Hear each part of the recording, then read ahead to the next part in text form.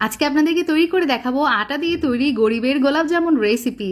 এই রেসিপিটা এতটাই পারফেক্ট হয় যে মিষ্টির দোকানের মিষ্টিকেও হার মানিয়ে দিবে। তো হাফ কাপ আটা নিয়েছি, তার সাথে হাফ কাপ গুঁড়া দুধ, তার সাথে 1/4 টিস্পুন নিয়েছি বেকিং সোডা, চেলে নিয়েছি, তার সাথে আমি 1 টেবিল চামচ মতো দিয়ে দিলাম ঘি।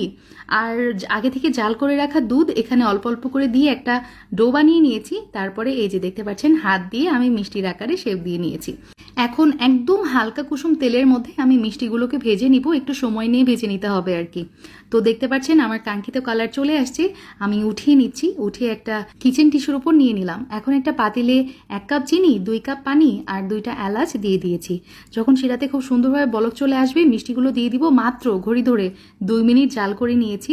তারপর চুলাটা অফ করে ঢাকনা দিয়ে এই যে দেখতে পাচ্ছেন আধা ঘন্টা থেকে 1 ঘন্টা পরেই দেখবেন ম্যাজিক, মিষ্টিগুলা ফুলে ডাবল হয়ে গেছে। এতটাই রসালো হয়েছিল যে আর এতটাই পারফেক্ট, মুখে দিলেই মিলিয়ে যাচ্ছে।